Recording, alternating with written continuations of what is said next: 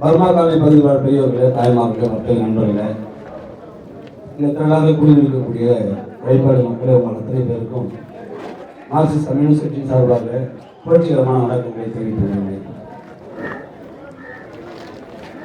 இன்றைக்கு இங்கே என்னுடைய மார்க்சிஸ்ட் கம்யூனிஸ்ட் கட்சியின் மாநில செயலாளர் தோழர் பி. சண்முகம் வந்திருக்காங்க. இதுக்கு முன்னாடி இந்த மாதிரி பிரச்சனை வரும்போது அன்றைக்கு மாநில செயலாளராக இருந்த தோழர் ஜி. ராமகிருஷ்ணன் இருக்காங்க. ஒவ்வொரு நேரத்திலும் மக்கள் பாதிக்கப்படுகின்ற பொழுது வரக்கூடிய தலைவர்கள் யாரா இருப்பாங்கன்னு சொன்னா இந்த சிவப்பு துண்டு போட்ட கம்யூனிஸ்ட் கட்சியாக தான் இருப்பாங்க. முதலமைச்சர் இருப்பாங்க, முன்னாள் முதலமைச்சர் இருப்பாங்க, பெரிய பெரிய தலைவர்கள்லாம் இருப்பாங்க.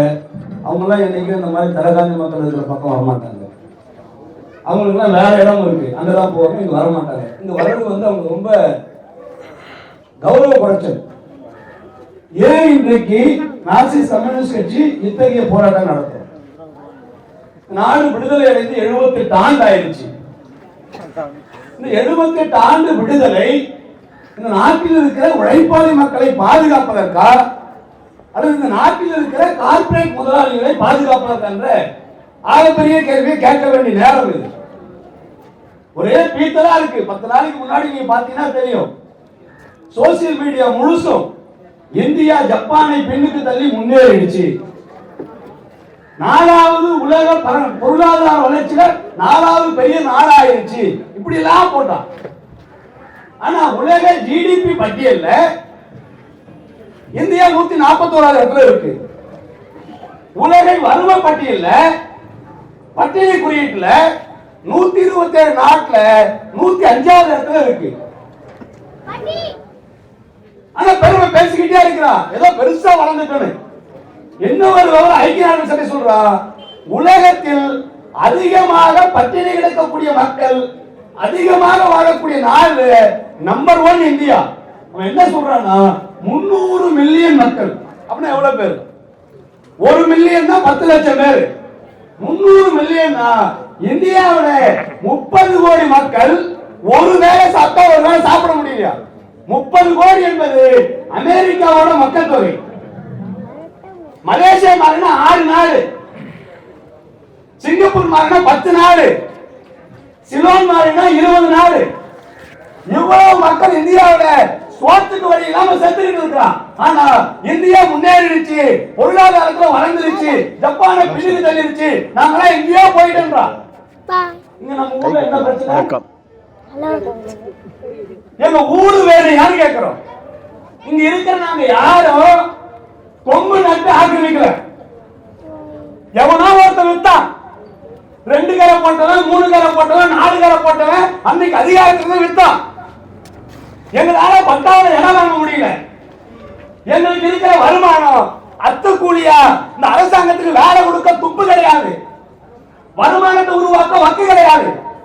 ஏதோ கையில கால கிடைச்ச வேலையை செஞ்சு பூவை விட்டு ரோட்டு வேலை செஞ்சு ஏதோ பண்ணி அரை வயிறு 4 வயிறு சாப்பிட்டு இந்த புறம்போ கடத்த வாங்கணும். அப்ப எங்களுக்கு இது பட்மாலாம் தெரியாது.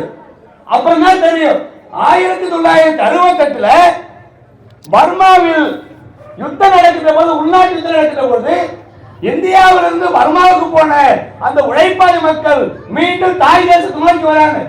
அப்படி வரும்போதுதான் இந்திய அரசாங்கமும் தமிழ்நாடு அரசாங்கமும் இணைந்து, சென்ட்ரல் கவர்மெண்ட் பண்ண மட்டும் இல்ல, ஸ்டேட் கவர்மெண்ட் பார்த்து இருக்கு, 2 பேரும் சேர்ந்து 25 ஏக்கர் நிலத்தை வாங்கி அந்த சொசைட்டிக்கு ஹேண்ட் ஓவர் பண்ணி அந்த சொசைட்டி 20.4 ஏக்கரை பிரிக்கிறான்.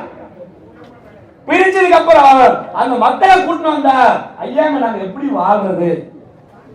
இங்க வாழ்றதுக்காக சூழ்நிலை இல்லையே, சதுப்பு நிலமா இருக்கு, இடுப்பளவு தண்ணி கிடைக்கு, போன 6 வயது இருக்கு, பாம்பு மல்லியமா மனுஷன் எப்படி வாழ முடியும்? நாங்க இங்க வாழ மாட்டோம் சொன்ன பிறகு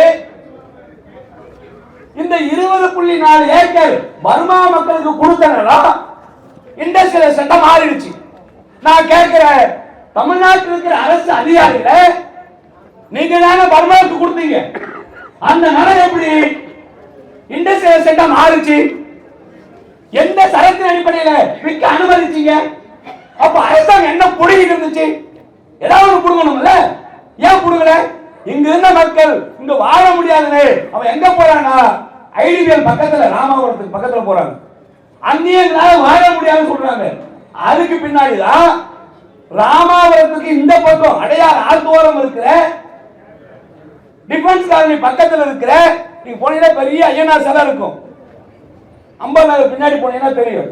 அந்த இடத்துல அடையாள ஆத்துவாரமா அந்த பர்மா மக்களுக்கு குடியமர்த்தி வீடு கட்டுவதற்கு அன்றைக்கு மதிப்பிற்கு 1 லட்சம் ரூபாய் பணம் என்பது அரசாங்கத்தால் ஒதுக்கப்பட்டது. இந்த 20.4 ஏக்கர் இண்டஸ்ட்ரியல் போயிடுச்சு. மீதம் ஒரு 4 ஏக்கர் இருக்கு. இந்த 4 ஏக்கர் கல்லாமுத்தா கிடக்கு, சதுப்பு நிலமா கிடக்கு, கேட்பார் மேற்பாடு கிடையாது. அதுதான் அரசியல்வாதிகள் எல்லாம் சேர்ந்து விற்கிறாங்க, நாங்க வாங்கணும். இதுல என்ன தப்பு இருக்கு? அது கல்யாணத்தா இருக்கும் போது, சதுப்பு நிலமா இருக்கும் போது, பீழ மரமா இருக்கும் போது, பாம்பு வழியா இருக்கும் போது எந்த நாதாரியும் கிட்ட வரல. குடும்பம் முழுசும் அப்ப ஆத்தா புள்ள பேரம் பேத்தி அத்தனை பேரும் சேர்ந்து உழைச்சி மேலாக்கி மனுஷன் வாழற மாதிரி நாங்க பண்ணிட்டோம். 80 ஆரம்பிச்சு 2005 2006 வரைக்கும் கொஞ்சம் கொஞ்சமா டெவலப் பண்ணி இது மேல் உயர்த்தி ஓலை கட்டி ஓலை எடுத்து ஓடு போட்டு ஓட்டை எடுத்து தடத்தை போட்டு கொஞ்சம் அந்த பின்னாடி 2008க்கு பின்னாடி என்ன நடக்குதுன்னா இந்த ஓஎம்ஆர் இருக்குல்ல, இது முழுக்க ஐடி பார்க்கா மாறுது. உலகத்தில் இருக்கிற எல்லா நாடு நிர்வாகமும் இருக்கு. அமெரிக்கா நிர்வாகம் இருக்கு, ஜெர்மன் நிர்வாகம் இருக்கு. உலகத்தில் இருக்கிற எல்லா நாடும் அவருடைய நிறுவனத்தை நடத்துறான். இதோட லேண்ட் வேல்யூ கூடிருச்சு. இப்ப இங்க இருக்கக்கூடிய லேண்ட் மாஃபியாக்களுக்கு, இங்க இருக்கக்கூடிய அரசு அதிகாரிகளுக்கு கண்ணு உறுத்துது. பல கோடி ரூபாய் சொத்து இருக்கிற இந்த இடத்துல இந்த தலகாங்க மக்கள் வாழ்றதா எப்படிலாம் எடுக்கிறாங்க. நம்ம ஊர்ல தான் அப்துல் கலாமுக்கு பிடிவாதம் அமைச்ச கோர்ட் இருக்கிறார். அப்துல் கலாம் யாரு? இந்தியாவோட பிரசிடென்ட். இந்தியாவோட பிரசிடென்ட்க்கு மேல ஒரு வழக்கு கொடுக்கிறார் குஜராத் நீதிமன்றம், அவருக்கு பிடிவாதம் கொடுக்கிறார். அந்த அளவுக்கு நம்ம ஆளு காசு கொடுத்தா என்ன இளவுனாலும் செய்வான். அப்படிதான் 68 ஆரம்பிச்ச பர்மா சொசைட்டி இந்த 20.5 ஏக்கரை வித்த உடனே காலி பண்ணிட்டு போயிட்டா. சொசைட்டி செத்து போயிடுச்சு. செத்து போன சொசைட்டிக்கு அந்த விஜயகாந்த் படம் வர ரமணா, அதுல செத்து போன உயிராகிற மாதிரி காசு வாங்குற மாதிரி செத்து போன சொசைட்டிய உயிர் கொடுக்கிறான். யாரு? ரிஜிஸ்ட்ரார், தாசில்தார், ஆர்ஐ, அரசியல்வாதி எல்லாம் சேர்ந்து அந்த சொசைட்டிக்கு உயிர் கொடுத்து அந்த சொசைட்டி மீதம் இருக்கிற 4 ஏக்கரை பிரிச்சு கொடுக்குறாங்க.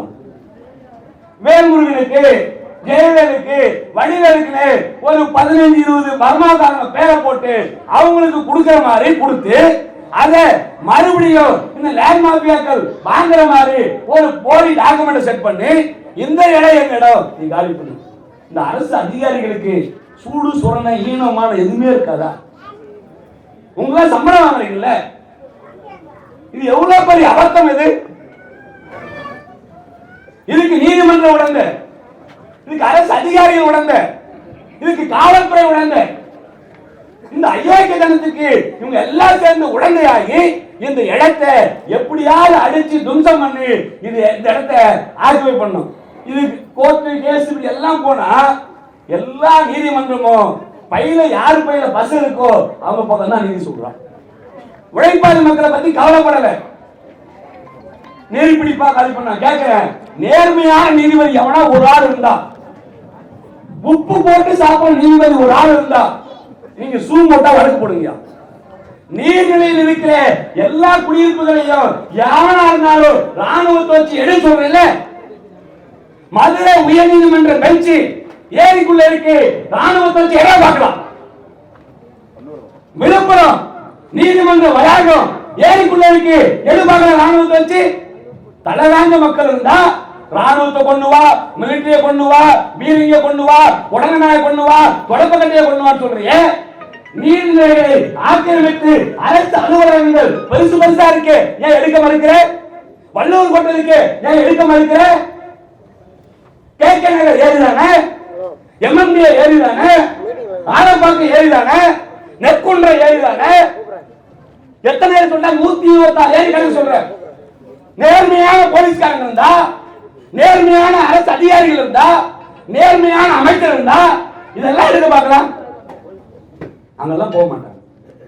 தலைராஜ்யம் வேணா எடுத்துருவாங்க. அந்த அடிப்படையில் இந்த இடத்தை அபகரிப்பதற்கு முயற்சி செய்யறாங்க. மார்க்சிஸ்ட் கம்யூனிஸ்ட் கட்சி பணிவோட கேட்கிறோம். இப்ப புதுசா இன்னொரு கிளம்பி இருக்கு. சென்னை மாநகராட்சி ஒரு ஸ்டேட்மெண்ட் கொடுத்துருக்காங்க. அந்த 25 ஏக்கர் இருக்குல்ல, இந்த 25 ஏக்கர்ல 20.4 ஏக்கர் கொடுத்ததுக்கு பின்னாடி மீதம் இருந்த 4.5 acre OSR land, open space reserve land. அதாவது பெரிய பெரிய பில்டிங் கட்டினா 10,000 சதுர அடிக்கு மேல பில்டிங் கட்டினா அதுல 10% வெக்டர் ஏரியா வைக்கணும். ஏர் சர்க்குலேஷன் இருக்கிறதுக்கு, மக்கள் இயற்கையா வாழ்றதுக்கு. அப்ப இந்த 25 ஏக்கர்ல 10% சொன்னா 2.5 ஏக்கர் தானே வரணும். எப்படி 4 ஏக்கர் ஓஎஸ்ஆர் லேண்ட்ல மாறுது? 10% தானே 20% மாறுது? இது கூட இருக்கு. இப்ப என்ன பண்ண போறாங்களா, இந்த ஓஎஸ்ஆர் லேண்டை எடுத்து கைப்பற்றி மல்டி ஸ்டோரி பார்க்கிங் கட்ட போறாங்களா. அந்த சென்னை மாநகராட்சி ஒரு மேயர் அக்கா இருக்கிறாங்கல்ல, அக்கா கிடையாது, தங்கச்சி தான். நான் அக்கா சொன்னா அது அபத்தமாயிட்டேன். அந்த தங்கச்சி என்ன சொல்றாங்கன்னா, ஓஎஸ்ஆர் லேண்ட் லோக்கல் அத்தாரிட்டிக்கு சொந்தம். லோக்கல் அத்தாரிட்டி இடத்தை போர்டெல்லாம் எடுத்து நீங்க சாப்பிட்டீங்க, எனவே உங்களை அப்புறப்படுத்தி நான் பில்டிங் கட்டுவேன். நீ நேர்மையான மேயரா இருந்தா, மக்களை பற்றி கவலைப்படக்கூடிய மேயரா இருந்தா, அண்ணா அறிவாலயம் முன்னாடி இருப்பது ஓஎஸ்ஆர் லேண்ட். அண்ணா அறிவாலயத்தில் இருக்கிற பார்க்கு ஓஎஸ்ஆர் லேண்ட். அந்த ஓஎஸ்ஆர் லேண்டை எடுத்து மல்டி ஸ்டோரி பார்க்கிங் கட்டி குடு பார்க்கலாம். விட்டுருவியா? அது என்ன அண்ணா அறிவாலயத்தோட சொத்தா? ஓஎஸ்ஆர் லேண்ட் அண்ணா அறிவாலயம் சாப்பிட்டா வாயை மூடிக்கிட்டு இருப்ப. சாதாரண உழைப்பாளி மக்கள் இருந்தா ஓஎஸ்ஆர் லேண்ட் எடுத்துருவீங்களா நீங்க? நான் எத்தனை ஓஎஸ்ஆர் சொல்லிட்டா காசாகரம் கட்டி வச்சிருக்கானே, காசாகரம் கட்டி வச்சிருக்கிற ஒவ்வொரு பிளாட் இருக்கிற ஓஎஸ்ஆர் லேண்ட் அது லோக்கல் அத்தாரிட்டியில கிடையாது, அவன் கையில தான் இருக்கு. அங்க பப்ளிக் போக முடியாது. ஜெயின் கிரீன் ஏக்கர்ஸ் தமிழ்நாடு பாடநூல் நிறுவன தலைவர் லியோன் இருக்கிறார்கள். அவர் எங்கிருந்து போனவர் தான், ரொம்ப நல்லவர். அவரு அந்த ஜெயின் அபார்ட்மெண்ட்ஸ் தான் இருக்காரு. அந்த ஜெயின் கிரீன் ஏக்கர்ஸ்ல கிட்டத்தட்ட 2.5 ஏக்கர் ஓஎஸ்ஆர் லேண்ட் இருக்கு. அந்த ஓஎஸ்ஆர் லேண்ட் யாரு பயன்படுத்துறானா, அது பொதுமக்கள் பயன்படுத்தல, ஜெயின் கிரீன் ஏக்கர்ஸ் பயன்படுத்துறாங்க. இங்கெல்லாம் ஓஎஸ்ஆர் லேண்ட் இருக்கும்போது மூடிட்டு தான் இருக்கிறீங்க. பத்மசாஸ்திரி மாதிரி பெரிய பெரிய ஸ்கூல் கட்டி வச்சிருக்காங்க, அவங்க கிட்ட ஓஎஸ்ஆர் லேண்ட் எங்க? இங்க போனீங்கன்னா 200 அடி ரோடு இருக்குல்ல, இந்த ரோடு ரேடியல் ரோடு ஃபுல்லா பெருசு பெருசா கட்டி வச்சிருக்காங்க. காலையில இருந்து அத்தனை பேர் அவங்களோட ஓஎஸ்ஆர் லேண்ட் எங்க? அப்படி உங்களோட நோக்கம் ஓஎஸ்ஆர் லேண்டா, வர்மாவதியில் கொடுத்த நிலமா, சாதாரண மக்களுக்கான பிரச்சனை இல்ல. இந்த இடம் பல கோடி ரூபாய் சொத்து. அதாவது கார்பரேஷன் கணக்கு பண்ணது 150 கோடி ரூபாய். இன்னைக்கு மார்க்கெட் ரேட் கிட்டத்தட்ட இன்னைக்கு நம்மள காலி பண்ணாங்கன்னா ஒரு 1000 கோடி ரூபாய் இருக்கு. இந்த 1000 கோடி ரூபாய் 10 பேர் பிடிச்சானா 100 கோடி ரூபாய். உங்களை எல்லாம் காலி பண்றதுக்கு ஒரு 100 கோடி செலவானாலும் பரவாயில்ல, எல்லாத்தையும் போட்டு உங்களெல்லாம் இடிச்சு தரமட்டம் ஆகிட்டு இவங்க எடுக்கணும். ஒரே ஒரு கேள்வி கேட்டு முடிச்சுக்கணும்னு நினைக்கிறேன். டெல்லியில தமிழர்கள் வாழக்கூடிய பகுதி மகாராஷ்டிர பகுதி, அங்க வாழ்ந்த மக்கள் இதே மாதிரி 40-50 ஆண்டுகளா இருக்கிறாங்க. அந்த மக்களை டெல்லியில் இருக்கிற பாரதிய ஜனதா கட்சியோட அரசாங்கம் ஆட்சிக்கு வந்த உடனே அந்த தமிழர் மக்கள் வாழக்கூடிய பகுதி குடியிருப்ப இடிச்சு தரமட்டமாக்கிட்டாங்க. அங்க டிஎம்கே போல போராடுறதுக்கு, அங்க காங்கிரஸ் போல போராடுறதுக்கு, அங்க பிஜேபி யாரும் போல அங்கேயும் போராடுவதற்கு போனது இதே செங்கொடி தான், இதே மார்க்சிஸ்ட் கட்சி தான். இவர்கள் அங்க நின்று போராடினாங்க, இவர்களை தான் கைது செய்தார்கள், இவர்களை தான் அரசு செய்தார்கள். ஆனாலும் அந்த மக்களுக்காக போராடியவர்கள் கம்யூனிஸ்டுகள். எல்லாம் ஆஞ்சி ஓஞ்சி முடிஞ்ச பின்னாடி தமிழ்நாடு முதலமைச்சர் அவங்களுடைய கழக பொருளாளர் மூலமாக ஒரு கடிதம் அனுப்புகிறார். டெல்லி அரசாங்கம் செய்தது மிகப்பெரிய தவறு. அங்க வாழ்ந்த தமிழர் பகுதி மக்களுக்கு அந்த இடத்தில் பாதுகாப்பான வீடு கட்டி கொடுக்கணும், நீங்க இடித்தது தவறு என்று பேசக்கூடிய மரியாதைக்குரிய தமிழ்நாடு முதலமைச்சர் அவர்களை நாங்கெல்லாம் யாரு? தமிழர்கள் தானே. நாங்கெல்லாம் தெலுங்கர்களா? நாங்கெல்லாம் கன்னடியர்களா? நாங்கெல்லாம் மராட்டியர்களா? நாங்கெல்லாம் பீகாரிகளா? நாங்களும் தமிழர்கள் தானே. நாங்களும் 50 ஆண்டுகளாக 2 தலைமுறையாக 3 தலைமுறையாக இங்கு வாழ்ந்து கொண்டிருக்கிறோமே. இந்த இடத்தை மனிதன் வாழ்வதற்கு லாயக்காக மாற்றி வாழ்ந்து கொண்டிருக்கிற இடத்தை பல பேரை சொல்லி இன்றைக்கு அமெரிக்க முயற்சி பண்ணா தமிழ்நாடு முதலமைச்சர் தலையிட்டு ஒரே ஒரு ஆர்டர் போட்டா முடிஞ்சிருச்சு. இங்க இருக்கிற யாரும் கம்யூனிஸ்ட் கட்சி ஓட்டு போடவும் கிடையாது. இந்த இடத்துல கம்யூனிஸ்ட் கட்சி ஒரு முறை நின்னோம், ஜேபி நின்னாரு. 96 நடந்த கவுன்சிலர் தேர்தல், அதுக்கப்புறம் நாங்க நிக்கல. அப்போ நாங்க ஜெயிக்கலாம் கிடையாது, ஓட்டு எங்களுக்கு தான் போடல. ஆனா இந்த மக்கள் பாதிக்கப்படும் போது நீங்க ஓட்டு போட்ட 2 கரையோ 3 கரையோ 4 கரையோ வராது. இந்த மக்கள் பாதிக்கப்படுகிற போது அவர்களோடு சேர்ந்து ரோட்டில் களமாடக்கூடிய கட்சி ஒன்று இருக்குன்னா அது மார்க்சிஸ்ட் கம்யூனிஸ்ட் கட்சி தான். அந்த அடிப்படையில தான் இந்த பகுதி மக்களோட நாங்க போராடி கொண்டிருக்கிறோம். நாங்கள் இருக்கிற வரை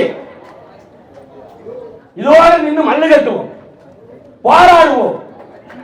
போராட்டம் தோற்றதாக வரலாறு சத்யநாராயணன் சொன்னார்ல, ஒரே ஒரு விஷயம் மனசுல வச்சுக்கோங்க.